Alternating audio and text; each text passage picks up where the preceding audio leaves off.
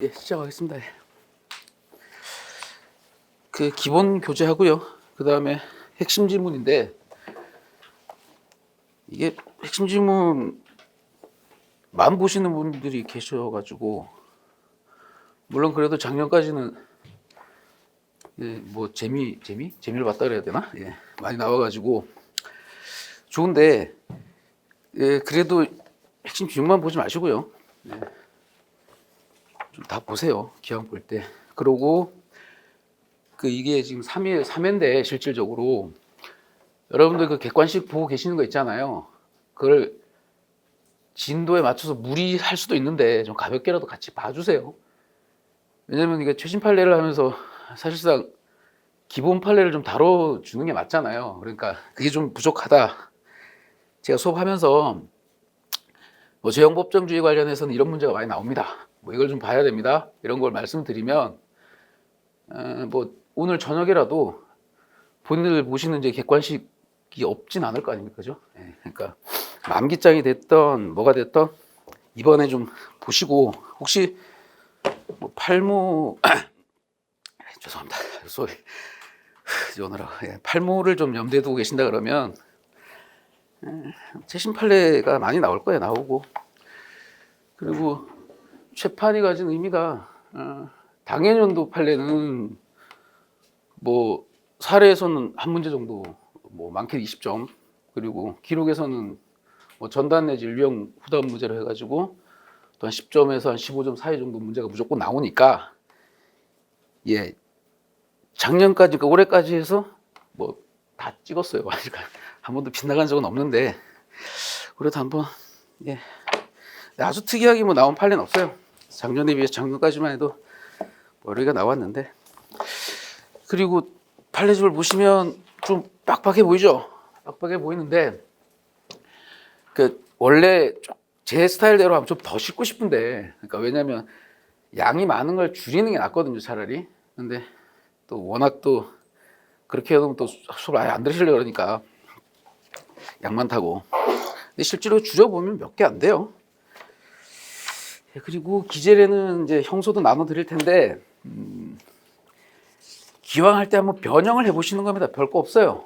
별거 없고 어차피 기재례에서 암기하는 게 사례에서도 우리가 이제 쉽게 얘기하는 형소 같은 경우는 그냥 최신 판례가 생으로 내는 문제 있단 말이에요. 그냥 그대로 갖다가. 물론 형법도 마찬가지고 형법은 이제 죄책 문제 물어보는 거에서 껴서 내는데 특히 뭐 사회적 법이 국가적 법이면 뭐 거의 최신 판례로 도배를 하잖아요. 그래서 한번 기재례를 통해서 한번 이렇게 한번 변형될 수 있겠다. 이렇게 한번 생각해 보시라는 거예요. 그리고 또 기록할 때 또 따로 하는 것보다 이게 나을 것 같습니다. 자, 보겠습니다. 1페이지 보시죠. 그리고 별표 쳐놓고 뭐 사례 기록 이렇게 해놓고 최근 인력 이렇게 분류를 좀 했습니다. 그래도 뭐 별표는 조금 조정해 드릴게요. 그리고 이제 첫 번째 보면 이제 죄형법정주의에서 나올 수 있는 사실 형법의 적용 범위까지 해서 선택형 한 문제에서 두 문제예요. 두 문제 나온 건 한 4회인가 8회 한 두 번 나오고 나머지 다 한 문제란 말이에요. 그러니까 여기 겁나 해도요 한 문제.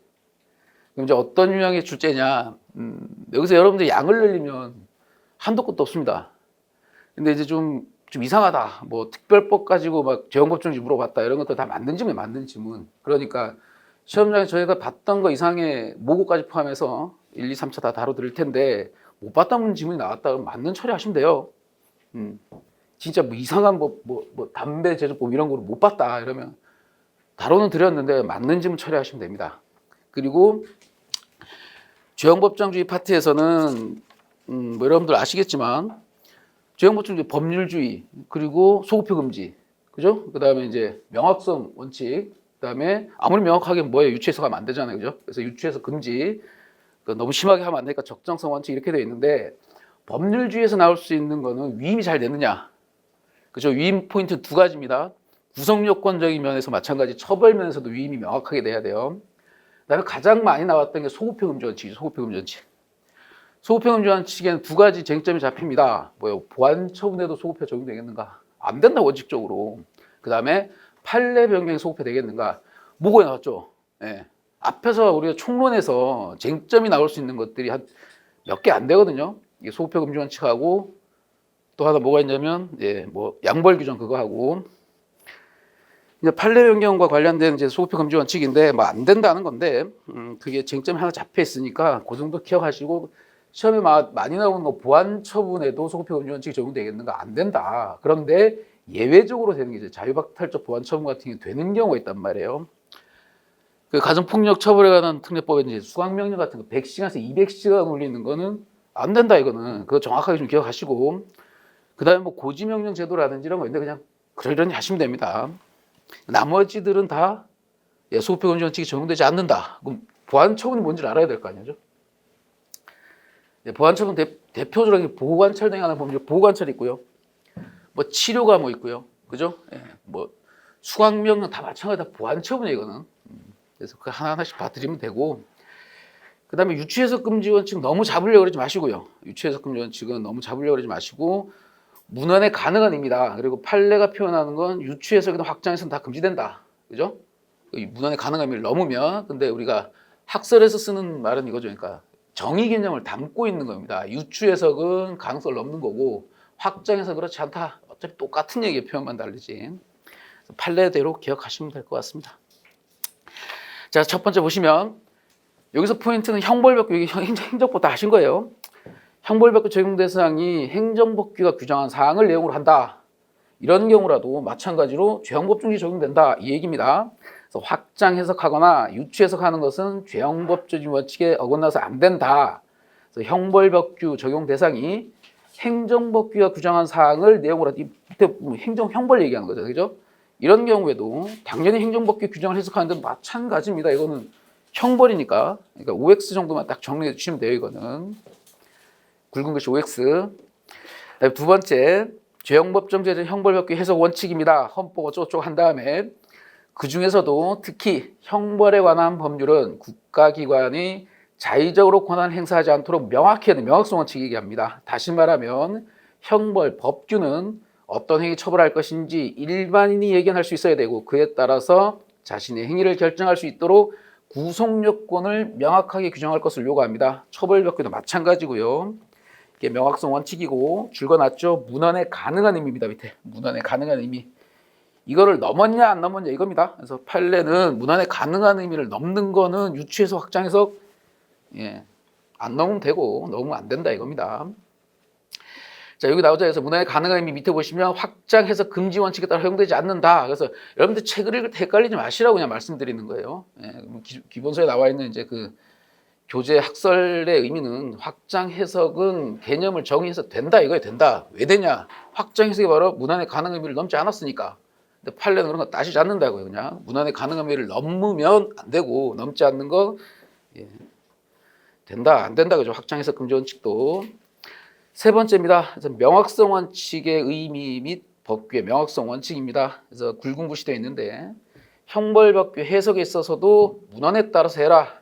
그리고 또 그 문헌의 논리적 의미를 분명히 밝히는 체계적 논리적 해석 방법도 괜찮다. OX. 그러니까 체계적 논리적 해석 방법 뭐 안 된다 이러면 틀린 질문 하면 돼요. 그냥. 그리고 또 줄거진 부분 있죠. 처벌법규의 구성 요건이 명확해야 한다고 해서 모든 구성 요건을 단순히 서술적 개념으로 규정해야 되는 것은 아니고 그렇죠. 이제 다소 이 부분입니다. 자주 나왔던 거. 다소 광범위해서 법관의 보충적 해석을 필요로 하는 개념을 사용했다. 그래도 괜찮다 이거예요. 그죠? 이게 포인트입니다. 법관의 뭐 보충적 해석을 필요로 하는 개념을 사용해서 안 된다라든지 이렇게 정도만 꽈서 냅니다. 그리고 결국에 그 기준은 뭐냐? 예측 가능성 그리고 자의적인 법 집행 배제가 확보되는지 여부다. 결국 법규 범위 명확성 원칙이 위배되는지 여부는 위와 같은 해석 방법에 의해서 그 의미 내용을 합리적으로 파악할 수 있는 해석 기준을 얻을 수 있는지 여부에 달려있다. OX로만 정리해 두시면 되고 이게 사실 뭐 그거잖아요. 우리가 헌법에서 위임법 나올 때 문제고 그 위임법의 내용이 죄형법정지가 적용될 때는 별도로 이렇게 형법에서 보게 되는 거예요. 똑같은 논리예요. 그래서 체계 논리적 해석 방법 괜찮고 법관의 보충적 해석을 필요하는 개념 사용에도 괜찮다. 결국에는 예측 가능성하고 자의적인 법 집행 배제가 확보됐느냐 이게 기준이다. 명확성 원칙에서요. 넘어가 보세요. 그 다음에 이제 죄형법정지 관련인데 이제 뭐 쭉 보다 보면 이렇게 돼 있잖아요. 그게 3번하고 7번 정도 지금 8번 이렇게 돼 있어요. 3, 7, 8 그리고 뭐 10번 정도 재밌는 건 이거지. 저희가 이제 층간소음 문제를 스토킹 범죄로 이제 처벌한 예가 하나 있기 때문에 그냥 이거는 사실관계를 그대로 포섭하는 문제라 사실상 사례를 내기에는 좀 어렵습니다. 기록으로 내기에도 좀 어려워요. 왜냐하면 층간소음을 어느 정도 뭐 새벽 시간에 악의적인 고의를 갖고 했느냐 이런 걸 따지는 거기 때문에 그냥 그렇구나 OX 정도만 잘 기억하시면 돼요. 그래서 1번 볼게요. 1번 이런 것들은 뭐 형벌백구 자동차관리법 뭐 이런 것까지 알아야 되냐 그렇죠. 이게 그냥 OX 정리하시면 됩니다. 부정사용이 금지는 폐차 사실 증명 서류에 폐차 사실 증명 서류라는 게 있구나. 자동차 해체 재활용업자가 자동차 소유자로부터 폐차 요청을 받은 경우에 자동차를 인수하고 발급하는 폐차 인수증명서까지 포함된다고 해석하는 것은 안 된다. 우리 폐차하면 이런 거 주거든요. 요 폐차 사실증명 서류에 폐차 인수증명서까지 포함된다고 해석하는 것은 안 된다. 그냥 OX 정리해 주십시오. 두 번째, 체육진흥 투표권 또는 이와 비슷한 것을 발행하기만 하고 결과를 적중시킨 자에게 재물이나 재산상 이익을 제공하지 않아요. 그리고 이러한 체육진흥 투표권 또는 이와 비슷한 것을 발행하지 않은 채 결과를 적중시킨 자에게 재물이나 재산상 이익을 제공하는 경우라면 특별한 사정이 없는 한 이거는 국민체육진흥법 26조의 유사행위에 해당한다고 볼 수 없다. OX 정도. 그러니까 이 국민체육진흥법 같은 경우에는 발행하고 이를 적중시킨 자에게 재물이나 재산상 이익을 제공하지 않거나 이런 경우에 해당하는 겁니다. OX 정도만 기억하시면 돼요. 이런 것도. 3번 좀 볼게요. 3번. 3번이 기본 법률을 좀 잡고 파생적인 걸 좀 봐야 돼요. 뭐 위헌 나왔다는 거, 위헌 나와서 이게 개정되고 이제 상습이 형법으로 내려오고, 그 특가법 5조의 4, 1항 뭐 4만부터 해갖고 이제 없어지고 5항이 이제 들어온 건데요. 5항에 보면 이렇게 됐습니다. 329조부터 331조까지 절도, 야주절, 특수절도, 그리고 333부터 336이 뭐 강도, 특수강도, 중강도, 인질강도. 그리고 해상강도 30번 340조, 그다음에 360조는 작물 취득의 취득. 요 죄 또는 그 미수죄로 미수죄까지 체크해 놓으시고 상습이 다 없어지고 밑으로 내려왔잖아요, 그죠? 그다음에 3번 이상 징역을 받은 사람, 요 죄를 저질러서 3번 이상 징역 받은 사람이 다시 죄를 범해서 누범으로 처벌하는 경우에는 다음과 코 구분에 따라서 가중 처벌한다라고 돼 있는데. 같은 항 1호를 보니까 329조 절도, 특수절도 이런 것도 야주절까지 미수범 포함해서 범한 경우에는 2년 이상 20년 이하의 징역에 처한다 규정한다. 이것부터 잘 보세요. 징역형의 집행유예를 선고한 판결이 확정됐어요. 그다음에 선고의 실효 또는 취소 없이 유예기간을 경과하면 그렇죠. 집행유예는 형 선고의 효력이 소멸되잖아요. 그렇죠? 소멸되고 집행유예 잘 지나가면 형 선고 효력이 소멸되는구나. 그래서 그 확정 판결이 특가법 5조의 4, 5항에서 정한 징역형에 해당하지 않아요. 일단 그죠? 집행유예 잘 지나가면 여기에 해당하는 징역형이 아니다. 그럼에도 위 확정 판결에 적용될 형벌벽에 대한 위헌결정 취지에 따라서 재심을 해야 될 거 아니에요. 그죠? 예전에 상습 무조건 처벌했으니까 이걸 재심해본 결과 다시 징역형의 집행유예가 선고 확정되게 되고 그 유예기간이 경과되지 않은 경우가 있을 수 있잖아요. 그죠? 상습했다 1항에 따라서 처벌을 받았는데 집유 다 도과된다면 재심해보니까 집유가 나올 사안이에요. 이런 경우라면 특가법 5조의 4, 5항의 입법 취지에 비춰볼 때 이때는 가중하면 안 될 거 아니에요. 그죠? 이럴 때는 이런 재심 판결은 위 조항에서 정한 징역형에 포함되지 않는다 이겁니다.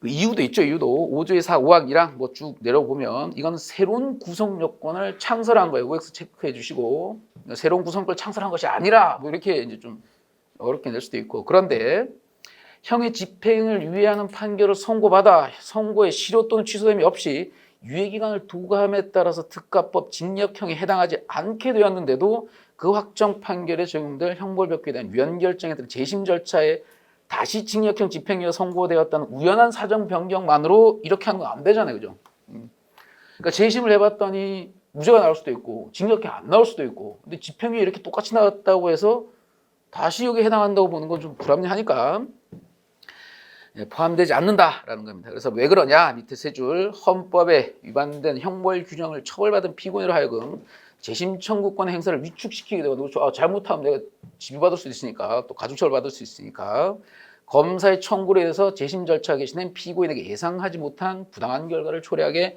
될 것. 그러니까 이로 인해서 위헌법령이 적용된 부당한 상태를 사실상 존속시키거나 이를 강제하게 될 여지도 있다라는 겁니다. 전에 뭐 수업 들을 때도 한 말씀드렸는데 우리가 법학에서 사실상 논거를 가지고 반대 논거를 까는 방법은 규범적 당위적인 측면하고 사실적인 측면을 원래 해주는 거예요. 두 개를 세트로. 판례도 보면 다 그런 식으로 돼 있어요. 다. 자, 요거는 잘 잡아두세요. 일단 OX로 자주 나오는 거 뒤에 또 우리가 형벌 할 때 한 번 더 나옵니다. 그리고 그냥 기본적으로 조문 한 번 더. 누범은 장기 2배 가중이에요. 장기 2배. 장단기 아니고 장기 2배의 생으로 조문이 있어요. 자, 4번 보실게요. 전자금융거래법 적금매체 대여 대가를 수수 요구 약속하면 일시적으로 다른 사람으로 하여금 적금매체 이용자의 관리감독 없이 적금매체를 사용해서 전자금융거래를 할 수 있도록 적금매체를 빌려준 행위를 말하고 그렇구나. 그 다음에 대가란 적금매체 대여에 대응하는 관계에 있는 경제적 이익이다. 이때 적금매체를 대여하는 적금매체 대여에 대응하는 경제적 이익을 수수 요구 약속하면서 적금매체를 대여한다는 인식을 가져야 되겠죠. 그거 있어야 돼요. 당연히. 너무 당연한 내용입니다. 대가가 있어야 됩니다. 그리고 그냥 빌려줬다 이러면 이거는 전자금융거래법의 적금매체 양도 양수가 아니에요. 보통 뭐 통장을 사고 판다든지 이거고 또 하나 있죠. 이제 범죄 목적으로 빌려줬다. 돈은 받진 않았는데 이런 것들은 이제 또 전자금융거래법에 해당합니다. 적금매체 양도 양수에 두 가지 있어요. 그다음에 5번 대통령 기록물 몰라 되죠. 유출이 금지되는 대통령 기록물에 원본 문서나 전자파일 이외에 그 사본의 추가 출력물까지 포함된다고 해석하는 것은 허용되지 않는다. 그렇겠죠. 감으로 봐도 그죠. OX로만 잘 정리해서 OX로만. 그 다음에 6번 담배 제조는 담배 가공을 위한 일정한 작업의 수행을 전제로 한다. 담배를 제조하는 건 어떤 가공을 위한 작업 수행을 전제로 하는구나. 그래서 그러한 작업을 수행하지 않는 자의 행위를 무허가 담배 제조로 인해서 담배 사업부로 의뢰하는 것은 특별한 사정의 문화 문안에 가능한 의미를 벗어나 피고인에게 불리한 방향으로 해석하는 것. 그러니까 죄형법정주의 확장 해석 금지 원칙에 어긋난다. 그죠? 죄형법정주의 내용인 확장 해석 금지에 어긋난다. 맞는 지문이에요. 그죠? 그러니까 자꾸 이게 말씀드린 게 앞에 이게 기존의 교수님들 교과서를 암기서나 이런 데 그대로 갖다 베껴놔가지고 그죠? 확장 해석은 뭐 되고 유추 해석은 안 되고 이렇게 돼 있단 말이에요. 근데 우리 문안에 가능한 확장 해석은 되능한 데는 그게 중요한 게 아니고요. 문안에 가능한 의미를 벗어났냐 안 벗어났냐 이겁니다. 7번입니다. 이게 뭐 그렇게 중요하지도 않은 것 같은데 이게 지금 스토킹 처벌에 관한 법률이 나오면서 모고의 출제가 되고 그죠? 그리고 이제 OX로 자꾸 출제가 되고 있어요. 그래서 한번 봐두실 필요가 있습니다. 스토킹 처벌에 관한 법률하고 우리 정통망법에 이제 해당하는 그 도달하게 하는 행위랑 구별을 좀 해보면 됩니다. 스토킹 범죄 쭉 비춰보니까 실제 전화 통화가 이루어졌는지 상관없이 이거에 상관없이 전화를 받았냐 안 받았냐 필요 없이 스토킹에 해당합니다. 일단 계속 전화하는 거. 설령 피고인이 피해자와 전화통화 당시 아무런 말을 하지 않아 말을 도달하게 하는 행위에 해당하지 않더라도 피해자의 수신전 전화 벨소리가 울리게 하거나 발신자 전화번호가 표시되도록 한 것까지 포함해서 피해자에게 불안감이나 공포심을 일으키는 것으로 평가된다면 음향, 글 등을 도달하게 하는 행위에 해당함으로 마찬가지로 스토킹입니다. 그죠? 그러니까 벨소리를 울리거나 통화에서 아무 말 안 하거나 계속 울리게 하거나 이러면 이건 도달하게 한 행위에 해당해서 스토킹이에요. 그런데 정통망법을 보면 이렇게 돼 있지 않습니까? 정보통신망을 통해서 공포심이나 불안감을 유발해 말, 음량, 글, 화상 또는 영상을 반복적으로 상대방에게 도달하게 한 행위 이렇게 돼 있단 말이에요. 이것은 상대방에게 전화를 걸어 반복적으로 음향을 보냄으로써 이를 받는 상대방으로 하여금 공포심이나 불안감을 유발하게 하는 것으로 해석되니까 상대방에게 전화를 걸 때 상대방 전화기에 울리는 전화기의 벨소리고 벨소리 띠링 하는 거 벨소리는 정통망을 통해서 상대방에 송량된 음향이 아니고 이거는 반복된 전화기의 벨소리로 상대방의 공포심이나 불안감을 유발하더라도 정통망에 해당하지 않습니다. 구별하세요. 스토킹 같은 경우에는 말 안 하고 벨소리 자꾸 울리게 해도 이거 스토킹이 될 수 있는데 정통망의 구성 요건을 보니까 반복 도달하게 하는 행위니까 여기 벨소리만 울리게 한 것은 이게 설사 공포심이나 불안감을 유발하게 한 것으로 그러니까 저기 그 상대방이 공포심이나 불안감을 유발하더라도요. 거기 꺾어놔봐요. 예. 그렇더라도 정통망에는 해당하지 않는다. 그러나 쟁점 조항, 즉 스토킹 조항하고 정통망 구성요건 달리하니까 정통망법의 해석에 대해서 그대로 적용할 수는 없다. 우리 스토킹을. 그래서 구정통망법 정보통신망을 통해서 피해자에게 송신된 음량 자체가 공포심이나 불안감을 유발하는 내용일 것을 요구했으나 쟁점 조항의 스토킹 행위는 전화, 정통망 등 이용해서 말, 음량, 글을 도달하게 하면 족하고 전달되는 음량이나 글 등 피해자에게 불안감 또는 공포심을 유발하는 내용일 것을 요구하진 않는다라는 겁니다. 그리고 이거는 그 자체로 피해자에게 피해자의 불안감이나 공포심이 이렇게 평가된다면 그래서 실질적으로 내용을 도달시켰느냐 벨소리만 울렸느냐 이 차이로 구별해 놓으시면 됩니다. 이거 OX로 잘 구별해 놓으세요. 물론 이걸 사례 일개 쟁점으로 날 수 있어요. 사례 일개 쟁점. 뭐 스토킹 우리가 갔을 때 뭐 공포심을 벨소리를 울리게 했다라고 넘어간단 말이에요. 그럼 2점짜리, 2, 3점짜리 그냥. 그러니까 우리가 얘기하듯이 명제 처리하고 스토킹 범죄에서는 울리게 하거나 이런 경우까지 포함해서 된다. 아니면 정통망 같은 게 안 된다. 해갖고 죄가 되네 안 되네 이렇게 딱 한두 줄 적어주는 걸로 사례에 나온다면 그렇게 나올 거고 기록에 나오기는 좀 어려워 보입니다. 기록에 나오는 건 좀 어려워 보이고 객관식은 뭐 거의 나올 거고요. 객관식 잘 준비해 놓으세요. 근데 8번 최근 1년대 똑같아요. 스토킹 관련해서 객관적 일반적으로 볼 때 이를 인식한 상대방으로 하여금 불안감 또는 공포심을 이렇게 충분한 정도로 평가될 수 있다면 현실적으로 상대방이 뭐 겁 먹었든 안 먹었든 상관없이 스토킹 행위에 해당한다라는 겁니다. 적어도 객관적으로 평가될 수 있어야 될 거 아니에요. 벨소리 계속 울린다든지 이런 거. 그리고 이런 것들이 지속된다. 그럼 스토킹 범죄가 되면 스토킹 행위에 해당할 수 있고 지속 반복된다 그러면 이건 범죄가 되는 거죠. 일회성한 건 아닙니다. 자, 9번요. 7번, 8번, 10번 해갖고 스토킹은 잘 엮어둬야 돼요. 9번 보시면 양벌 규정에서 처벌되는 개인정보 처리자는 같은 법 74조에서 법인 또는 개인만을 규정하고 있고 법인격 없는 공공기관을 양벌 규정에서 처벌할 수는 없습니다. 그 행위자 역시 양벌 규정으로 처벌할 수 없어요. 이건 뭐 OX로 잘만 챙겨두시면 됩니다. 양벌 규정에 법인 개인만을 돼 있을 때 법인격 없는 사단도 마찬가지예요. 공공기관까지 양벌 규정을 처벌할 수 없잖아요. 이거는 죄형법정에 비춰가지고 OX 10번입니다. 빌라 아래층에 살던 피고인이 불상 도구를 여러 차례 벽 또는 천장을 두드려 쿵쿵 소리를 내어 이를 위층에 살던 피해자 의사에 반해서 피해자에게 도달하게 하였다는 공소사실로 스토킹 범죄 처벌 등에 관한 법률 위반죄로 기소됐습니다.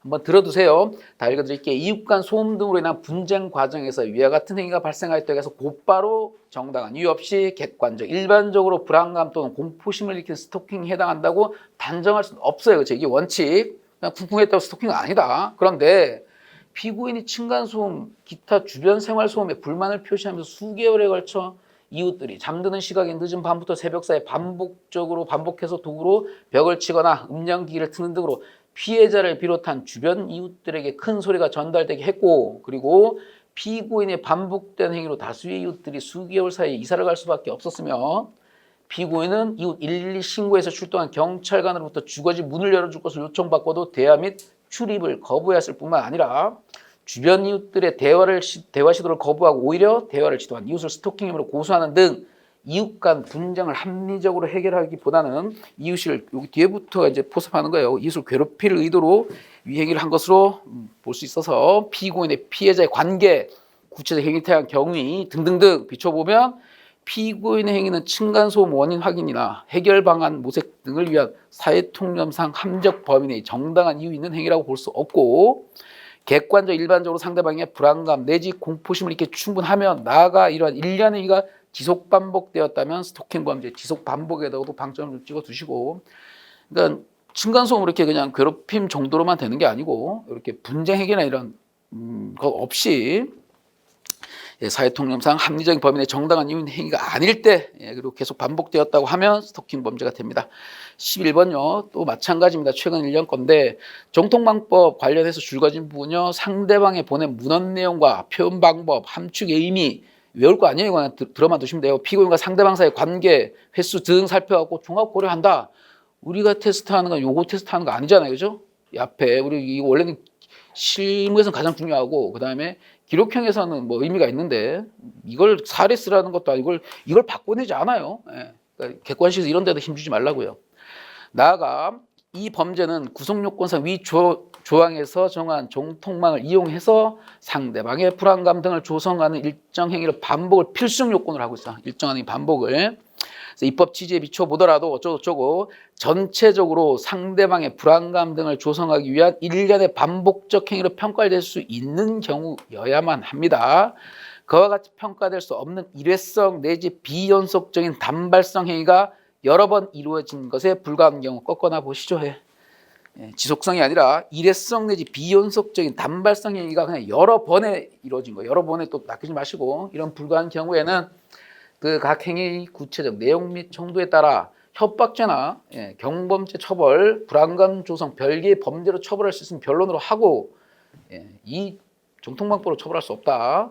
그래서 회사의 대표이사인 피고인이 피해자에게 해고를 통보하자 피해자가 반발한 상황에서 피고인이 휴대전화를 사용해서 피해자에게 메시지를 7회 전송, 전화를 2회 걸어 정통망을 통해서 공포심이나 불안감을 유발하는 문헌 음량 반복해서 피해자에게 도달을 했다. 이런 내용으로 기소된 사안에서 전화 통화 내용을 보니까 뭐 이런 것들로 그중 피고인에게 불리하게 보이는 극히 일부의 표현만 추출해서 공소가 제기되었고 그마저도 피해자가 해고 통지를 수용하지 않겠다는 의사를 계속 고수함에 따라 피고인이 순간적으로 격분해서 회사 대표이사 지위에서 해고 의사를 명확히 고지하는 과정에서 일시적 충동적으로 다소 과격한 표현을 사용한 것으로 볼 수 있는 점 쭉 내려와서 이런 것도 쭉 종합해 보니까 피고인에게는 전체적으로 일회성 내지 비연속적인 단발성행위가 수차 이루어진 것으로 볼 여지가 있을 뿐 정통망을 이용해서 상대방의 불안감을 조성하는 일련의 행위를 반복한 경우에 해당한다고 볼 수 없다. 뜯어볼 필요 없고요. 이 안에 내용들을 원래 이런 거잖아요. 그 사례만 가지고 있는 사안포선 문제는 객관식에서 내기가 어렵습니다. 이런 문제를 내는 건 사실 좀 안 내야 되는데 이제 가끔씩 등장해요. 가끔씩. 그러면은 내용을 알고 있으면 돼요, 그냥. 이런 사안이 나오면 해고를 하는 과정에서 뭐 7회 전송하고 2회 걸쳐 갖고 이 정도 문자 보낸 것은 반복행위로 평가할 수 없다. 그래서 일회성 내지 그 단어로 본다면 여기에 낚이지 마시면 돼요. 일회성 내지 비연속적인 단발 행위가 여러 번 이루어졌다. 여러 번에 낚이지 말라고요. 계속 반복돼야 된다. 그거 OX로만 잘 정리해 두시면 돼요. 그래서 뭐 문제를 굳이 바꿔낸다면 평가될 일회성 내지 비연속적인 단발 행위가 여러 번 이루어졌다면 이러면 여러 번에 낚이지 않으면 돼요. 문장 자체의 모순이잖아요. 비연속적이고 단발성이 반복한 행위랑 우리가 반복인데 두 달 반복인데 문장 자체에서 모순이 일어나서 이건 낚이시면 안 됩니다. 그래서 물론 더 있어요. 더 있고 이게 제가 추록 하나 내드린 거 좀 보시면 이걸 어디갔지?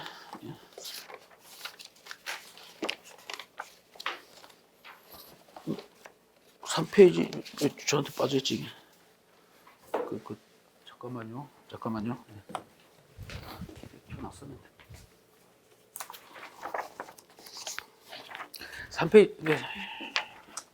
3페이지 좀 보세요. 3페이지입니다.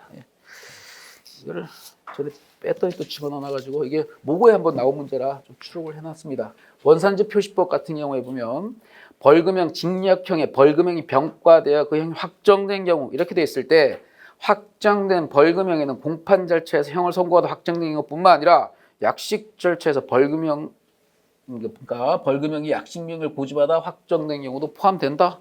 OX로만 잘 정리해 두시면 될 것 같아요. 그리고 자 이제 적용 범위입니다.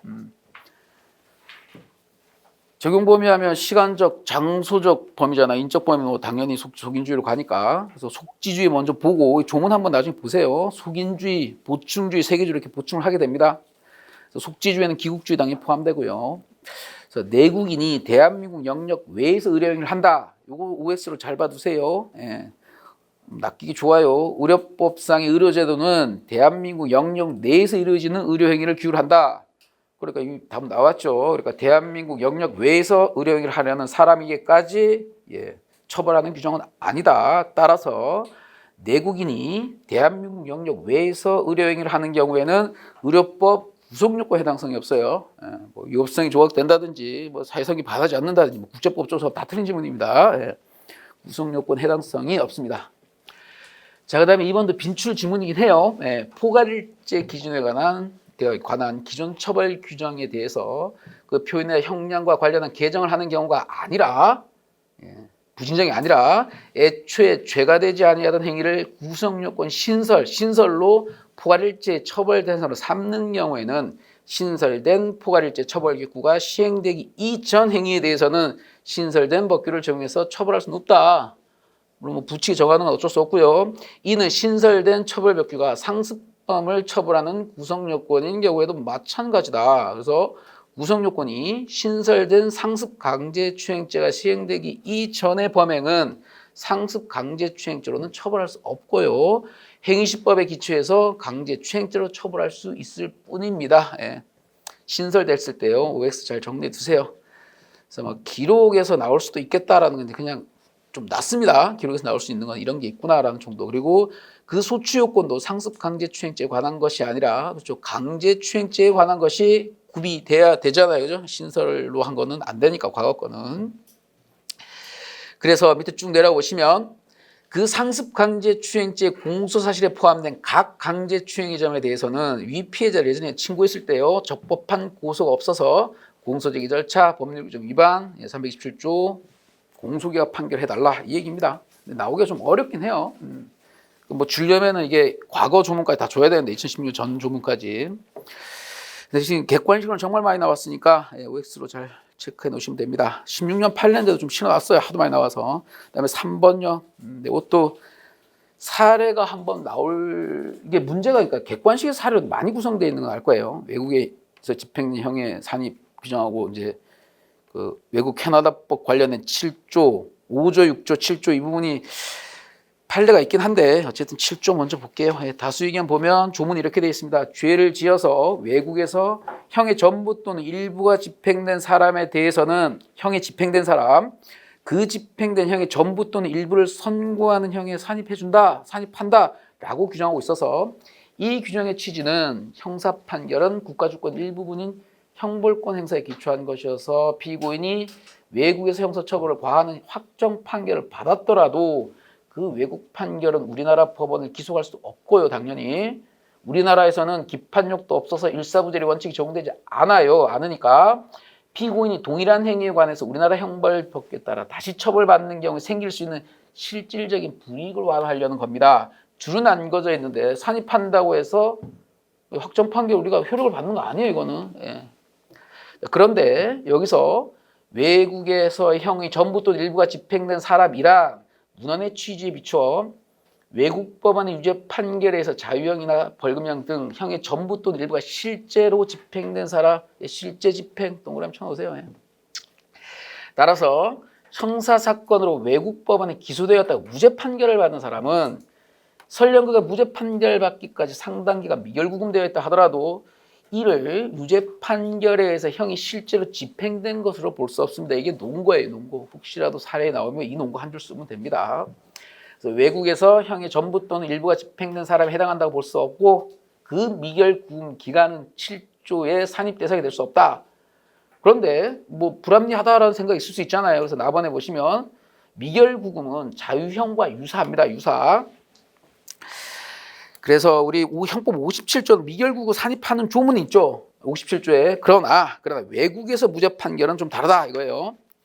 쭉 내려오시면 다음 페이지 57조에 미결구금 산입하는 거랑 외국에서 처벌받는 거하고 산입하는 거 좀 다르다 이 얘기고 따라서 다음에 외국에서 줄거진다 이루어진 미결구금을 형법 57조이라고 해서 규정한 본형에 당연히 산입되는 미결구금과 같다고 볼 수는 없어요.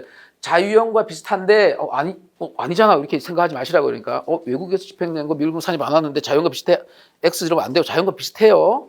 그리고 또 그 미결구금을 그래서 57조 형법 57조에서는 그래서 당연히 산입해 준다고요. 근데 외국하고는 다르다고요. 결국 미결구금이 자유박탈이라는 효과면에서 형이 집행과 일부 유사하다는 점만을 근거로 외국에서 형이 집행된 것이 아니라 단지 미결구금되었다가 무죄 판결을 받은 사람의 미결구금 일수를 형법 7조 유추 해석에 의해서 그가 국내에서 같은 행위로 인해 선고받은 형에 산입하여야 한다는 것은 허용되기 어렵다라는 겁니다. 우리가 이제 공부 많이 좀 하다 보면 희석되잖아요. 이거 산입 안 되는데 OX만 기억하고 있다가 이런 게 낚인단 말이에요. 그러니까 미결국음 자유형과 유사하다. 유사하는 이제 낚기 시작하는 거죠, 그죠? 예. 그러니까 외국에서 산입되는 것 같다고 볼 수 없다. 그런가? 자꾸 이런 식으로 가면 안 된다. 포인트가 여기 있다고요. 그러니까 아닌 건 알아요, 여러분들이. 유죄 판결에서 형이 실제 집행된 것을 볼 수 없다. 그래서 7조 산입 대상은 아니구나. 그런데 미결국음은 자유형과 유사하다. 이러면 세모 또 이럴 거고. 또 다음 지문에 외국에서 이러지 미결국음 50조 본형의 당해 산입된 미결국음과 같다고 볼 수 없다. 세모 이러면 안 되잖아요, 그죠? 예. 오예요. 그래서 안 된다. 57조라고 구별해 보시고 답은 또 보세요. 51조에 우리 양형 조건은 다 알고 있습니다. 이건 예시적인 겁니다. 열거적인 게 아니고 너무 당연하잖아요. 양형 사유를 열거로 해두면 법관 어떻게 양형 판단을 해요, 그죠? 그래서 예시적인 거예요.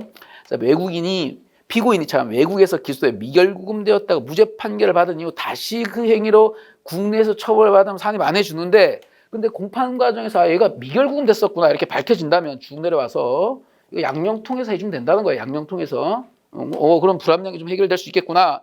형법 7조를 유추해서 적용해서 외국에서의 미결구금을 확정된 형이 집행 단계에서 전부 또 일부 산입한다면 이는 위 미결구금을 고려하지 아니하고 형을 정함을 전제로 한단 말이에요. 이거는.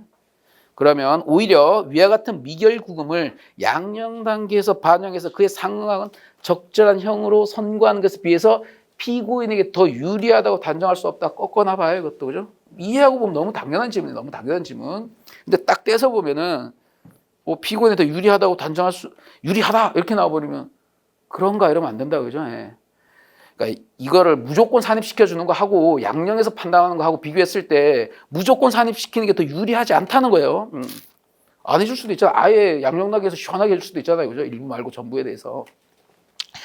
그래서 사실관계까지 피고인이 필리핀에서 살인죄를 범하였다가 무죄 취재 재판을 받고 석방된 다음에 국내에서 다시 기소돼서 1심에서 징역 10년을 선고받게 되자 자신이 필리핀에서 미결 상태로 구금된 5년 기간에 대해서도 외국 집행된 형의 산입 규정인 형법 7조가 적용돼야 된다. 그래서 빼달라 이렇게 했을 때 안 빼줘도 되는 거예요, 그죠? 7조 적용되지 않습니다. 그리고 57조 당연히 아니고요. 그렇지만 이제 51조의 양형 사유로서 충분히 고려할 수 있다. 피고인이 그렇게 불리한 것도 아니다 이게. 그리고 만약에 무조건 산입해 줘야 된다 그러면 이거는 오히려 형 집행 단계에서 무결구금자가 형을 정함을 전제로 한단 말이에요. 이거를 미결구금을 고려하지 않고 형을 정함을 전제로 하는 거기 때문에 더 유리하지 않다라는 겁니다. 그것만까지만 잘 받으세요. 왜냐하면 이게 계속 나왔던 거라 나왔던 지문은 더 깊게 정확하게 우리가 알고 있는 판례들은 거의 OX 포인트는 다 바꿔낼 수 있는 거 다 바꿔냈어요. 이거 좀 어렵게 내면 지금 했던 포인트 쭉쭉쭉 내면 다 세모 치는 거 두세 시면 나올 거예요. 그러니까 요 포인트 잘 잡아두세요. 그리고 혹시나 사례 나온다 그러면 득점 포인트는 근거는 이거예요. 이게 유죄 판결에 굵은 글씨 실제로 집행된 것이 아니다. 뭐 적지 이거 나오면 이게 쟁점이 봐봐요. 여러분 보세요. 7조의 해석에 따라 가지고 안 된다라는 결론 나와요. 똑같이 볼 수 있다. 그리고 또 하나 미결구금에 또 쟁점이 나와요. 자유형과 유사하다. 그래서 우리나라에 57조 규정을 적어주는 게 득점 포인트입니다. 만약에 10점 이렇게 나오는데 이거를 내가 알고 있는 건 한 개 쟁점밖에 없는데 어떻게 10점을 구성하지? 봐봐요. 이게 2점, 2점, 2점 하면 다 나온다니까요. 그죠? 그런 거 나오면 이제 57조 적어주고 51조에 열거적 예시적인 거다 적어줘도 유리하지도 않다. 결론 이렇게 해주면은 10점 문제 내라 그래도 낼 수 있습니다. 충분히. 이렇게 나오긴 어려울 겁니다. 근데. 그리고 이제 4번인데 아시겠지만 판례 변경됐고 13회 기록에서 좀 이상하긴 하지만 어쨌든 정확하게 전면 출제가 돼서 기록에 다시 한번 출제되기 좀 어렵고 사례 문제에서는 좀 다뤄볼 필요가 있고 객관식 당연히 준비해야 되고요. 기록을 두 번 내기는 좀 어려워 보입니다. 물론 도로교통법 관련된 것들 이런 것들은 연속으로 내기도 하고 공범관계 기본 낼 수 있는 건 있어요. 기록에서 낼 수 있는 건 틀거리는 있는데 사례에서는 기록에서 메인 쟁점이 등장했을 때 1, 2년 안쪽에 꼭 사례에서 한 번씩 등장하거든요. 특히나 이걸 모고에서 안 다뤄준다. 다시 한번 올해 모고에서 만약에 깊숙하게 안 다룬다 그러면 사례로 꼭 준비하셔야 돼요. 자, 다수 의견입니다. 조문 꼭 나열하시고 범죄 후 법률 변경되어서 그 행위가 범죄를 구성하지 아니하게 되거나 형이 국법보다 가벼워진 경우 신법에 따른다. 1조 2항. 그 다음에 형소법이죠. 범죄 후 법령 개폐로 형이 폐지되었을 때는 판결로서 면소해 주잖아요. 그죠? 우리 4호 나왔고 이러한 형법 1조 2항과 형소법 320조 4호 규정은 입법자가 법령의 변경 이후에도 종전 법령 위반 행위에 대한 형사처벌을 유지한다는 내용의 경과 규정을 두지 않는 꺾어나 봐요. 예. 경과 규정을 따로 두지 않아야 돼요. 경과 규정도 부칙 따라가면 됩니다. 그래서 그대로 적용된다. 따라서 범죄의 성립과 처벌에 관해서 규정한 형벌벽구 자체 또는 그로부터 수권 내지 위임받은 법령의 변경에 따라 그 자체로부터 수권 내지 위임받은 법령의 변경에 따라 범죄를 구성하지 않게 되거나 하나하나 끊습니다. 끊어놓고 형이 가벼워진 경우에는 끊고 종전 법령이 범죄로 정하여 처벌하는 것이 부당하였거나 과형이 과정하였다는 반성적 고려에 따라 변경된 것이 여부를 따지지 않고 잘 알고 있습니다. 그래서 원칙적으로 1조 2항과 형소법 326조 4호가 적용됩니다. 음미를 해보세요. 이 문제가 나왔다 그러면 조문 꼭 적어야 되고 쓰지는 않더라도 조문을 언급을 다 해줘야 되고요. 그리고 경과 규정을 따로 두었냐 안 두었냐를 봐야 됩니다. 만약에 경과 규정을 둔 문제가 사례 나왔다 그러면 이거는 치고 가는 문제예요. 경과 규정을 두고 있어서 그냥 경과 규정 따라가는 그런 문제가 거의 안 나오겠죠. 근데 예, 그래서 형벌벽수가 그래서 뭐 줄 안 거진 부분인데 대통령, 총리의 불행과 같은 법규명령이 아닌 고시 등 행정규칙, 행정명령 조례의 구성 요건의 일부를 수권 내지 위임한 경우에도 이러한 고시 등 규정이 위미법 한계를 벗어나지 않는 한 형벌벽과 결합해서 법령 보충이죠. 벼충하는 기능을 하는 것이므로 행정법에 다 했잖아요. 그 변경에 따라 범죄를 구성하지 아니하게 되거나 형이 가벼워졌다면 마찬가지로 사후다. 그렇구나. 당연하죠. 보충, 위임해서 결합해주고 그러나 해당 형벌벽 자체 또는 그로부터 수권 내지 위임받은 법령이 아닌 다른 법령이 변경되면 적용 안 됩니다. 즉 형법 1조 2항과 326조 4호를 적용하려면 해당 형법에 따른 범죄의 성립과 처벌에 직접적으로 관련된 형사법적 관점 변화를 주된 근거로 하는 법령 변경에 해당하여야 하므로 다시 읽어드릴게요. 범죄의 성립과 처벌 직접적으로 관련된 형사법적 관점의 변화를 주된 근거로 하는 법령의 변경에 해당해야 돼요. 이게 법률 변경. 이와 관련 없는 법령 변경으로 인해서 해당 형벌벽에 가벌성에 영향을 미치게 되는 경우, 이 가벌성에 영향을 미치니까 문제될 거 아니에요. 그죠? 예, 이것도 하나 잡아두시고 가벌성에 영향을 미쳐야 돼요. 미치게 되는 경우에는 1조 2항 형소법 320조 4호가 적용되지 않아요. 예. 형사법적 관점하고 무관하게 가벌성에 영향을 미치는 법률 개정이 있으면 1조 2항 적용되지 않는다고요.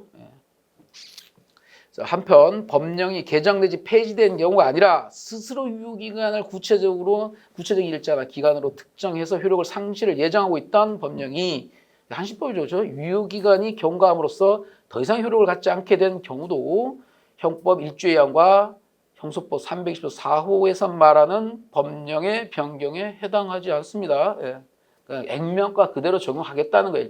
관념적으로 여러분들 암기하실 때 그냥 액면가 그대로 적용하는 거구나. 법령 변경이랑 형사법적 관점을 주된 변화를 근거로 하는 거구나. 법률 변경이 되고 그 하위법에 위임되더라도 위임법규 잘 지키면 그것도 해당되는구나. 그런데 그거 아닌 다른 거 개정돼서 가벌성에 영향을 미치더라도 그건 1조 2항 문제 아니다. 그죠? 그 다음에 한시법에서 규정, 여기 경과 규정을 두고 있는 거잖아요. 경과 규정, 이건 여기 또 해당 사항 없어요. 그냥 좋은 대로 가면 돼요. 그래서 뭐 다 아시겠지만, 피고인이 도교법 사회 처벌 운전했다가 기소됐는데 위헌됐죠. 그래서 전동 킥보드와 같은 개인형 이동 장치와 이를 포함하는 자전거 등에 관한 정인 규정을 신설하면서 개인형 이동 장치 음주운전 행위는 자동차 음주운전 행위를 처벌하는 148조 2항 적용 대상 제외하는 한편 처벌 안 하겠다는 게 아니라 음주운전 행위를 처벌하는 156조 11호가 적용돼서 법정형이 종전보다 가볍도록 법률이 변경되고 별도의 경과 규정을 두지 않았어요. 저 기록이 나왔잖아요. 그래서 도교법 어쩌고저쩌고 이래가지고 이러한 법률 개정은 구속요건을 규정한 형벌벽구 자체 개정에 따라 형벌이 가벼워진 경우 해당이 명백합니다. 그래서 종전 법령이 반성적 고려에 따라 변경된 것인지를 따지지 않고요. 이거 낚이지 말고요. 또 1조 2항에 따라 신법 적용해서 150조 11호 44조 1항을 처벌할 수 있을 뿐이다. 그래서 이 부분 공수사실과 같이 도교법 44조 1항 위반 전력이 있는 사람이 다시 술 먹고 전동 킥보드를 운행한 행위는 148조 2항 1호가 적용되어서 처벌되었으나 국법에서는 이 사건 법률 개정 후에는 150조 11호가 적용돼 20만 원의 벌금이나 구류 과료를 처벌하게 되었다. 이러한 이 사건 법률 개정은 구속 여건을 규정한 형벌백구 자체 개정에 따라 형이 가벼워진 경우가 명백하다. 그래서 결국 이 부분 공소사실 기재행위는 형법 1조 2항에 따라 행위시법인 구도로교통법 148조 2랑 도교법 40조1하고 처벌할 수 없고 원심 판결 후 시행된 이 사건 법률 개정을 반영한 신법 150조 11호 44조 1항으로 처벌할 수 있을 뿐이니까 원심 판결 중 이 부분 공소사실의 부분은 형수법 383조 2호에 판결 후 형의 변경이 있는 때에 해당해서 더 이상 유지될 수 없다. 항소심에 관련된 조문입니다. 규정이고. 예, 꼼꼼히 봐주셔야 돼요. 만약에 이 문제가 나오면 보통 이제 한 10번 문제나 우리가 이게 볼 수 있는 킥보드랑 아니면 밑에 뭐 이제 법무사법 이런 걸 낼 텐데 쓰는 핵심의 포인트는 1조 2항과 326조 4호의 조문을 꼭 적어주는 게 중요하다. 그리고 굵은 글씨 되어 있는 거 좀 외워두세요. 6페이지에 있는 거. 형벌백구 자체 또는 그로부터 수권 내 유인받은 법령의 변경, 그리고 경과 규정을 두지 않았다라는 거 꼭 잡아줘야 돼. 경과 규정을 두지 설사하게 안 뒀다 그러더라도 안 뒀으니까 문제 되겠죠. 안 뒀다 그러더라도 경과 규정을 두지 않았다라는 언급을 꼭 해줘야 됩니다.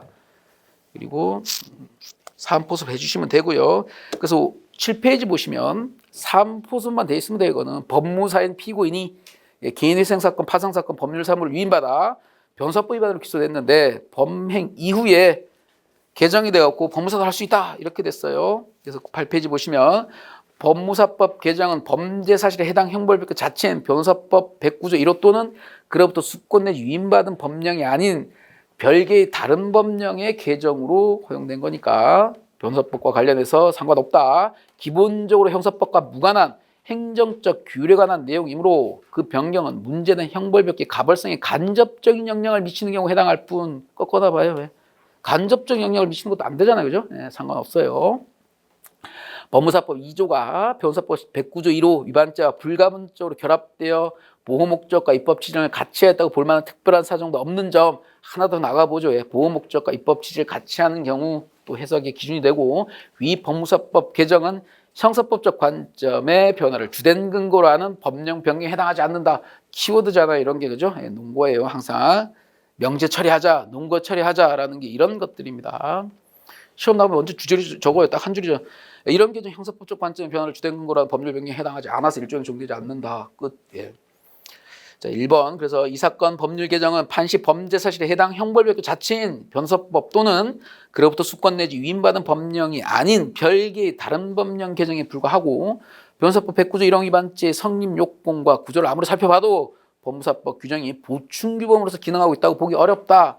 다 의미가 이제 다로 들어오시죠. 그냥 살아서 움직이지 앞에 거랑 비교해보면 또 꺽쇠 또 외가로 2번입니다.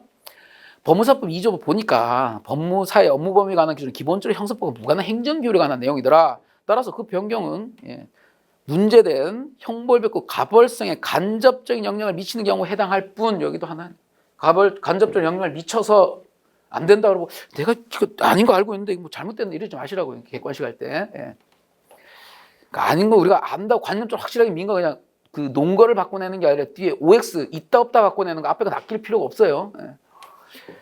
원칙적으로 해당한다고 볼 수 있고 3번요. 법무사법 2조가 변호사법 109조 1호 위반죄와 불가분적으로 결합돼서 보호 목적과 입법 취지를 같이 한다고 볼 만한 사정도 없다. 간접적으로 가벌적 영향을 미치지 않아서 상관없지만 그러나 불가분적으로 결합되어서 같이 볼 수 있다. 그런가 이러지 마시라고요. 그죠? 그러니까 이런 건 눈으로 한 번만 주고 있으면 객관식 어렵게 나와도 차별화가 된다고요.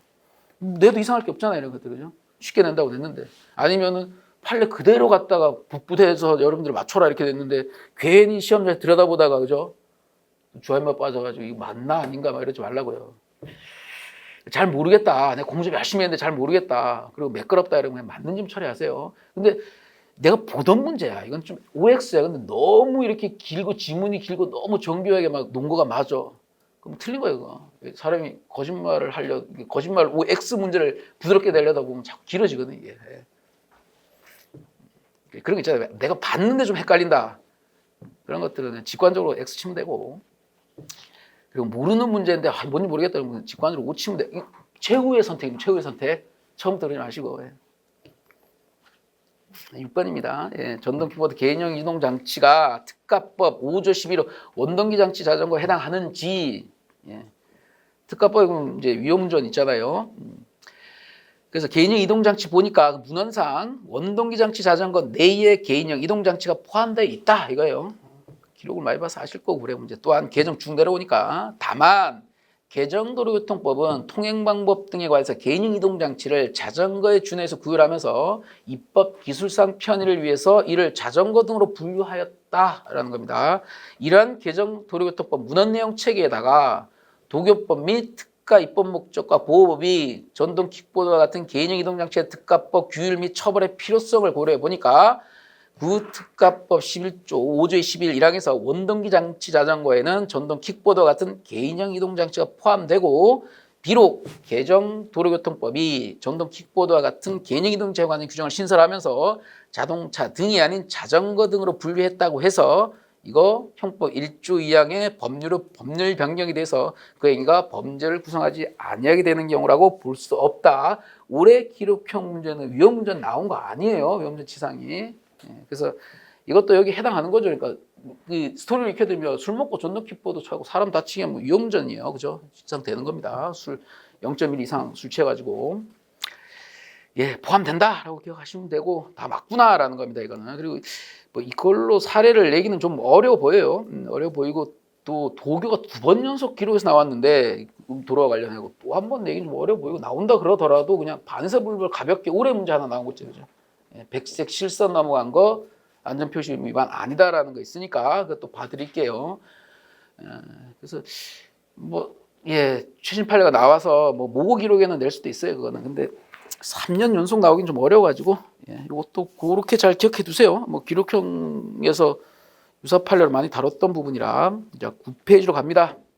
지금까지 한 거 중에서 한 문제 나오는데 굳이 뭐 정리를 여기서 하자면 조문들 그 적용 범위에 관해서 조문들 한번 체크해 두셔야 돼요. 속지주의, 속인주의, 보호주의, 세계주의 적용되는 것들 특히 그리고 보호주의와 관련돼서 5조 6조 그 판례 있어요.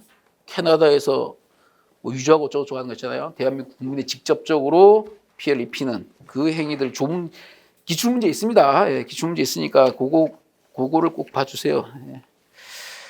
그리고 보시죠 또. 네, 9페이지입니다. 범죄론.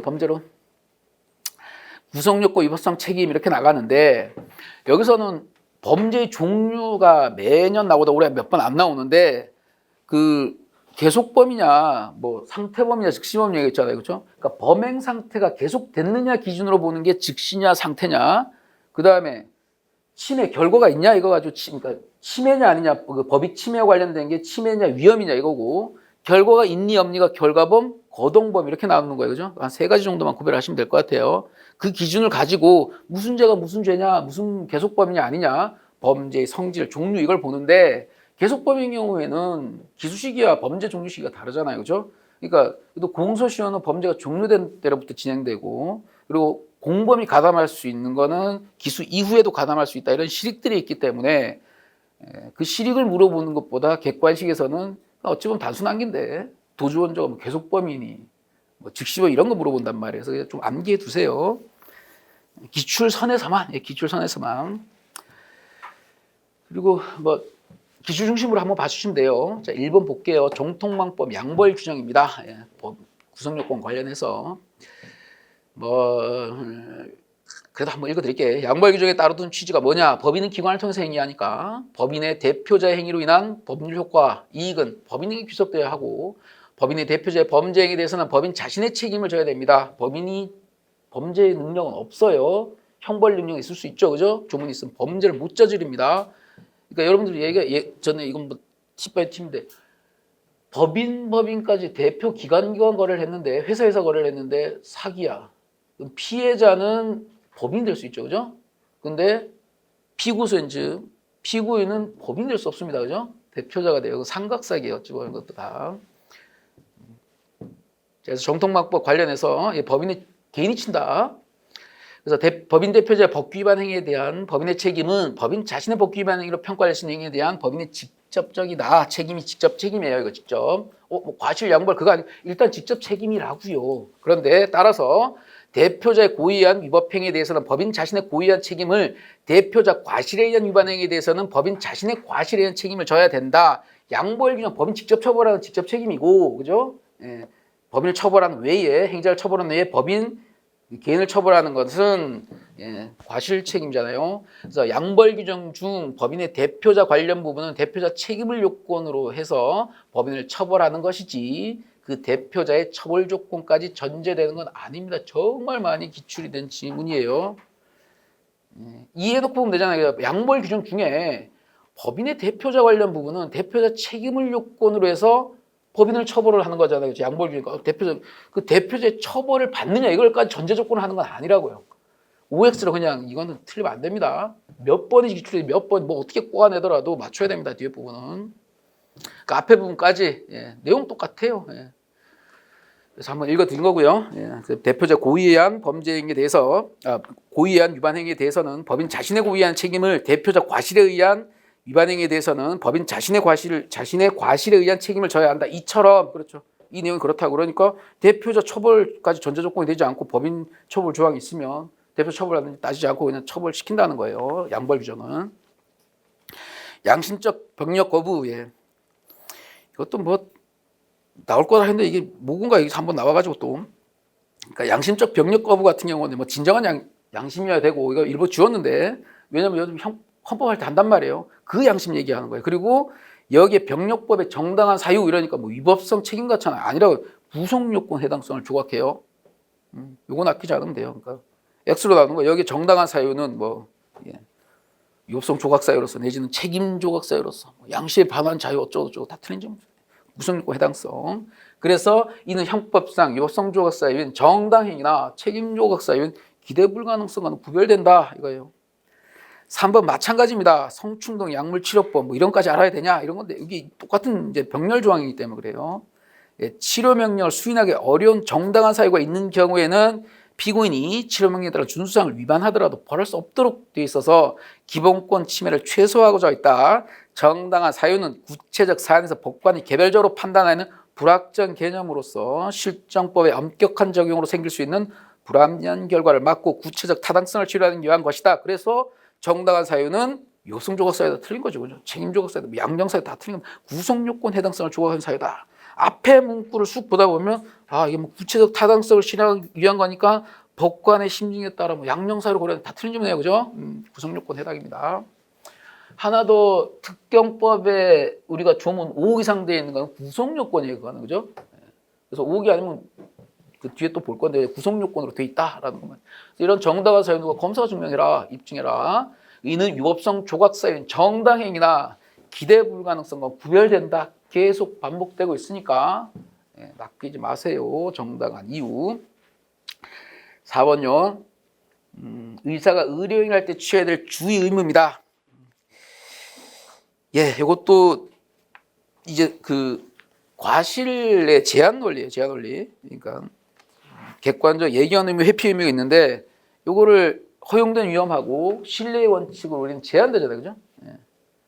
신뢰 원칙이 있으면 과실을 날린다고요. 객관적 주임을 제한하는 원리에 그 중에서 신뢰의 원칙인데 한 번도 이걸 직접적으로 건들지는 않았어요.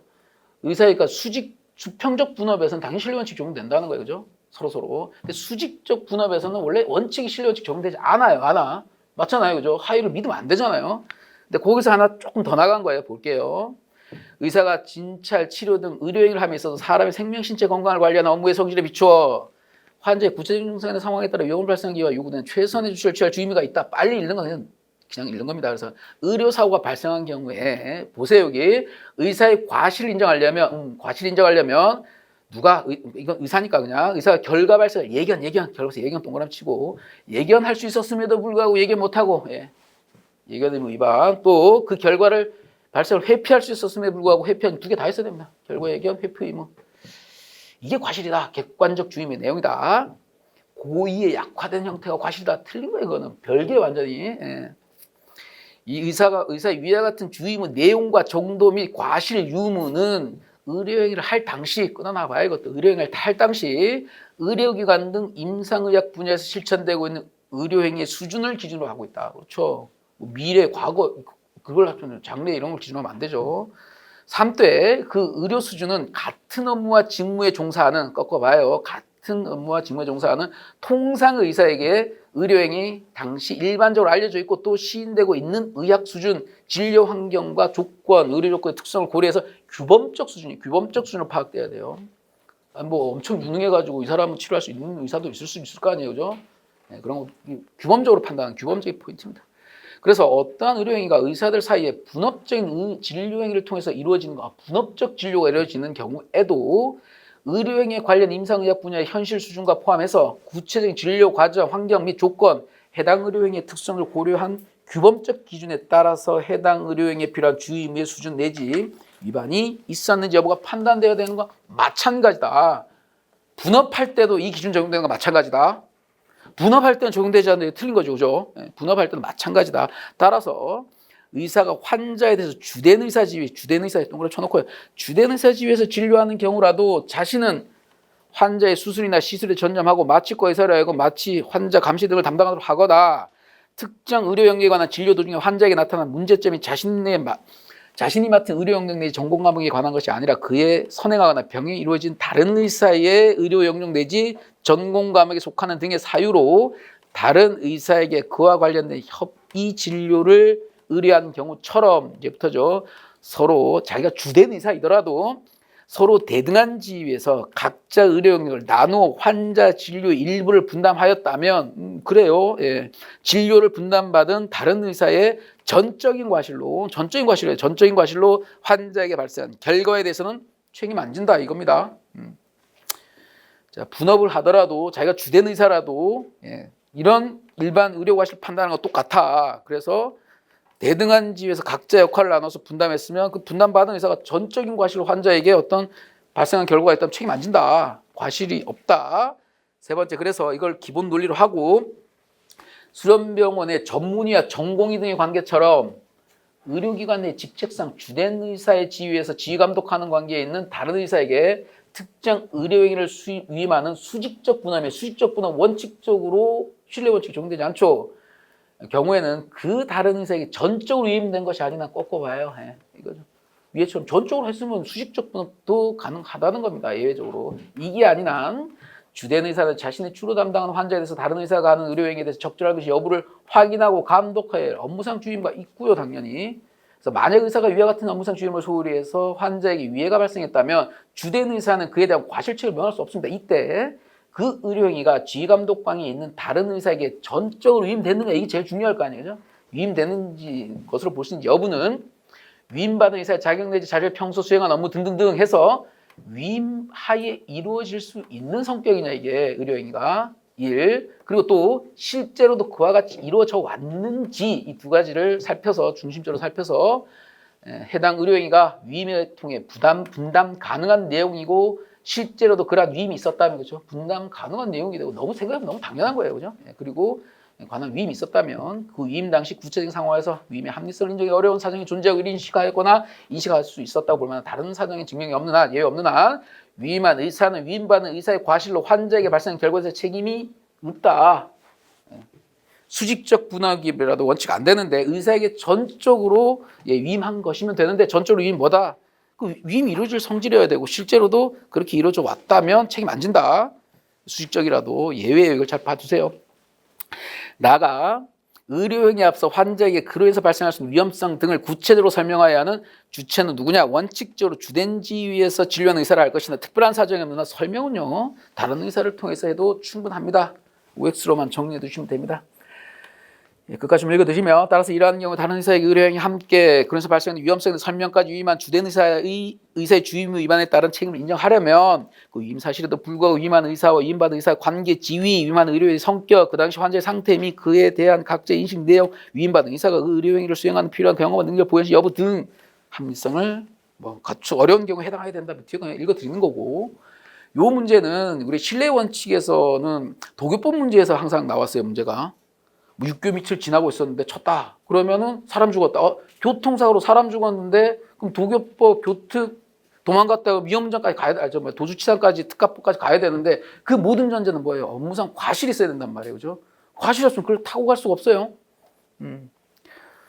미조치 미신고 때문에 위법 고의 유책 상관없이 주어진 의무이기 때문에 유기죄가 될 수 있습니다. 유기죄가. 뒤에 한번 정리해 드릴게요. 그것도. 그러니까 미조치 미신고만 남잖아요. 그러니까 이제 유기죄를 검토해야 되고 만약에 유기 상해가 나온 거 상태에서 유기를 했기 때문에 유기치상 문제는 안 나오고요. 그렇죠? 업무상 과실치상이 나왔는데 과실이 없었으니까 치상은 나온 상태잖아요. 그리고 도망갔으면 이건 유기죄잖아요. 그냥 유기죄. 그런데 상해 나온 데서 죽어도 좋다. 아 죽으면 어쩔 수 없지 이러고 갔다 이러면 네, 이건 살인이고 부작이고 아 죽지 않을 것이다 생각하면 유기치사로 가는 거고요. 그러니까 우리가 계속 이거 적어놓고 있었네. 나올 수도 있는데 업무상 과실 치상 치사잖아요, 그죠? 치사가 있어야 돼요. 이게 형법.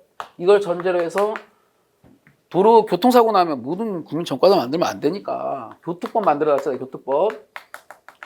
교통법에서 이거 반사불벌을 만들어놨어요. 그리고 특가로 갔어요. 특가로 가서 우리가 그냥 기억해야 될 건 위험운전, 술 너무 많고 음주 이런 걸로 인해서 위험운전, 치사상 나온 거예요. 상사. 그 다음에 도주 치상, 도주 치사. 요렇게 내려오려면 당연히 요게 전제가 돼야 되냐, 요게 그죠? 그러니까 과실을 제한하는 원리가 뭐 허용된 위헌법이 있고요. 현대 의학으로 현대 과학으로 어쩔 수 없는 그런 것도 허용된 위헌법이 있고, 그다음에 신뢰 원칙 있단 말이에요. 신뢰 원칙. 그리고 그러니까 신뢰 원칙 교통사고에서 뭐 차대차 신뢰 원칙 적용되니 이런 것들 보고 그래서 뭐 육교 미치라든지 자동차 전용 도로라든지 이런 경우에서 신뢰 원칙 적용되니까 신뢰 원칙 예외에 해당하지 않아야 또 뭐 예견할 수 있었다든지 예외 없어야 됩니다. 그럼 신뢰 원칙이 적용되면 과실 날아가잖아요. 그러니까 과실이 없어지면 남는 이 행위에 남은 죄책 사람 쳐가지고 다치게 했어요. 쓰러지게 했단 말이에요. 그죠? 육교 미칠 지난 사람을 쳐가지고 상해를 입혀놨어. 이 단계에서 어떡할 거예요? 과실은 없어요. 그러면은 도교법요. 물론 교통사고니까 이게 도교법이 적용이 항상 알고 있습니다. 도교법에 사람 사고 나면 조치해라. 미조치. 그 다음에 신고해라. 미신고. 요거는 위법 유책 상관없이 주어진 의무라 그랬어요. 그죠? 그러니까 이대로 내비두고 그냥 갔다. 그러면 유기입니다. 일단은. 유기죄 검토하는 거예요. 그죠? 노유질병. 요 구조자가 됐잖아요. 이거는. 상해가 입은 상태에서 상해 치상 나온 상태에서. 됐죠? 근데 피 철철 흘리고 있는데 한 단계 더 나갑니다. 두 가지. 야, 죽진 않겠지? 예. 고의 없어요. 고의 없어요. 이러면 유기 죽었어요. 근데 치사 문제가 나옵니다. 이렇게. 그런데 죽어도 좋다. 어쩔 수 없다. 죽어도 좋다. 고의 있을 때는 이걸로 가는 게 아니라 부작위 살인이 이거는 부작위 살인 가야 됩니다. 고의 있잖아요. 부작위 있잖아요. 그죠? 보증인 지위 의무 있잖아요. 도교법에서 법률 의무가 줬잖아요. 이거 선행행위로 인해서. 그러니까 의무 다 있단 말이에요. 그리고 인과관계 있고 그러면은 고의 부작위가 살인이 살인. 루직을 타고 가보면 이래요. 만약에 과실이 있다라고 하면은 아, 이거 고특법 물어보는 거구나. 그래서 도주 우리 올해 나왔던 문제가 있잖아요. 도주 아니야. 그러면 술도 안 먹었어 위험이야. 그럼 이걸로 가는데 교특법 문제로 가가지고 반사불벌인데 12개 단서에 해당하나? 해당하면 처벌. 그렇죠? 해당 안 하면 반사불벌 종합보험 가는 거예요. 그다음에 문주특정 거부는 본문에 있는 거. 그다음에 종합보험 4조. 특별형벌 할 거잖아요. 하고 그다음에 과실이 없다라고 만약에 판단이 됐다. 그러면 이걸로 가야 돼요. 도교법 요거 적고 요거 한번 나온 적이 있단 말이에요. 도망갔다고 하면 그냥 의무 부여돼 있다. 유기죄 검토하고 상해 나오면 유기죄고. 그다음에 죽기까지 했다라고 하면 하나의 행위가 더 일어났으니까 모르겠다고 했으면 치사, 죽어도 좋지 하고 하면 요 고의 판단하는 건 뭐 학설 많이 적는 게 아니라 그랬잖아요. 그렇죠? 인식과 용인이 있었냐? 사은포섭해서 따라가면 됩니다. 이 구조를 한번 기억해 두시면 돼요. 도급법 54조에 대한 조치를 취하지 않고 도망간 게 도주잖아요. 그죠? 그리고 이제 도급인의 안전을 취할 조치 이건데요. 도급계약에 있어서 원칙적으로 5번 보세요. 5번. 의료행위 한번 정리해. 의료행위 같은 경우는 한 번 이게 변시 출제가 안 되는데 그 객관적 주의무 제한 원리를 내봐 이러면 사례가 낼 수 있는 게 아직 미출제 영역이 어찌 보면 이거는. 근데 의사의 뭐 치료행위와 관련해서 나올 수 있는 문제이기도 하지만 수식적 분업과 수평적 분업을 물어보는 기본적인 문제가 나올 수 있고 오히려 최신 판례가 있는 이 문제를 낼 수도 있습니다. 수식적 분업을 하고 있을 때 뭐 예를 들어서 마취과 의사 잘못으로 뭐 죽었다든지 이런 경우에 그 주된 의사 지휘에서 뭐 갑의 죄책은 이렇게 물어볼 수 있단 말이에요. 그러면 간단하게 적는 건 간단하게 뒤에 또 나오겠지만 올해 아주 정확하게 한번 나온 김에 말씀드리면 여러분들이 과실치상 문제잖아요. 과실치상 문제 매번 제가 꼭 설명드렸어요. 과실치상 문제 업무상이면 얘가 무슨 업무에 있는지 사회생활상 그다음에 위험 생명시설 관련된 거죠. 과실이 있고 그리고 치상이잖아요. 그러면 과실 여부를 먼저 검토해야 됩니다. 과실 없으면 안 따지잖아요. 그죠? 과실 없이 상해면 이 결과 책임이 말이 안 되는 거잖아요. 과실 따지고 그리고 이 과실이 인과관계 객관적 기속 있는지 예경학생인지 이걸 따져야 된다고요. 요 연결고리를. 그래서 올해 최신 판례에서 이걸 정확하게 나눠준 게 있어요. 정확하게 과실 먼저 따져라. 그리고 과실 있다면 결과에 대해서 인과관계 객관적 기속이 있는지를 살펴봐야 된다라는 문제입니다. 그래서 과실 문제가 나오면 꼭 놓치지 마세요. 과실을 물어보는 건지 객관적 즉 인과관계를 물어보는 건지 보면은 쉽게 보입니다. 5번 볼게요. 도급계약의 경우 원칙적으로 도급의 경우 수급인 업무와 관련해서 사고 방지에 필요한 안전 조치를 취할 의무가 없죠. 민법에서 보면 그죠? 일의 완성을 다 맡겨놓는 거니까. 그런데 법령에 의해서 법령 동그라미 치고 도급인에게 수급인의 업무에 관해서 구체적인 관리 감독 의무를 부여되어 있거나 법령에서 도급인이 공사 시공이나 개별 작업에서 구체적으로 지시 감독했다 이러면은 도급인에게도 수급인의 업무와 관련해서 사고 방지에 필요한 안전 조치를 취할 의무가 있다. OX 법령 그리고 개별 작업에 의해서 구체적으로 지시 감독 여기까지요. 뒤에 관련된 내용이 하나 와. 이게 무슨 쟁점이 하나 있냐면 과연 구성 요건의 행위를 이게 만약 계약이 돼 있다면 계약도 포함되어 있거든요. 뒤에 78례. 계약으로 그러면 이거 처벌되는 경우를 만들 수 있는 경우가 생기는 문제가 있어서 그 포인트가 있어서 이게 원시적인 판례고 뒤에 한 번 더 나옵니다. 이 포인트에서 법령뿐만 아니라 도급인이 개별 작업에 대해서 구체적으로 지시 감독했다 이러더라도 이거는 주의무가 있다. 원칙적으로 아니지만 6번까지만 보고 좀 쉴게요. 공동 과실 경합 각자 실화 책임인데요. 과실범의 공동 정범이 되겠느냐? 공동행위 우리 행위공동설에 따르면 되고 범죄공동설에 만들잖아요. 그죠? 행위공동설 형법이 금지하고 있는 법익 침해 결과 발생을 방지할 법적인 자기 의무를 지고 있는 자가 그 의무를 이행할 부작위함으로써 결과 발생을 쉽게 방지할 수 있는데도 결과 발생 용인하고 방관한 채 의무를 이행하지 아니한 것이 범죄 실행으로 평가될 만한 것이라면 부작위범으로 처벌할 수 있다. 부진정 부작위면 다 녹아져 있잖아요. 그죠? 부작위가 있어야 되고 고의 당연히 있어야 고의 나와 있고 그죠? 그다음에 인과관계 있어야 되고 그다음에 그 본인 의무, 자기 의무가 있어야 됩니다. 그래서 실화죄에 있어서 공동 과실이 경합되어 화재가 발생한 경우 적어도 각 과실이 화재 발생에 대해서 하나의 조건이 된 이상 공동적 원인을 제공한 사람은 각자 실화 책임을 진다.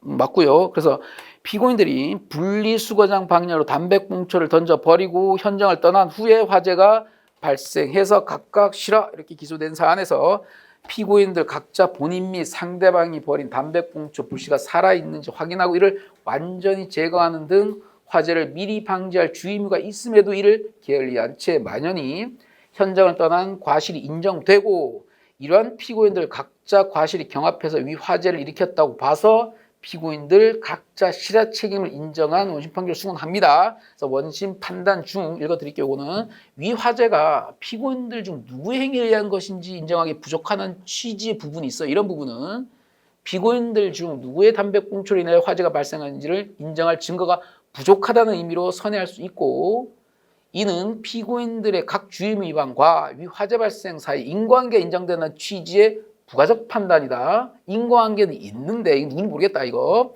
부가적 판단이므로 이와 다른 전제에서 원인의 일가 불명이어서 피고인들은 실화죄 미수로 볼거나 미수로 불가분에 해당하거나 적어도 피고인들 중 일박은 실화죄가 인정될 수 없다는 취지의 피고인들 주장은 받아들이기 어렵다라는 거예요. 그죠?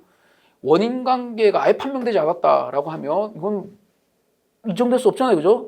그리고 또 판명돼도 미수다 이러면 실화 미수 과실 미수 처벌하지 않으니까 그냥 읽어두시고 뒤에 가서 또 볼 거예요. 이거는. 근데 여기서는 OX로만 지켜두세요. 공동 과실 경합하면 각자 실화 책임을 인정한다라는 겁니다.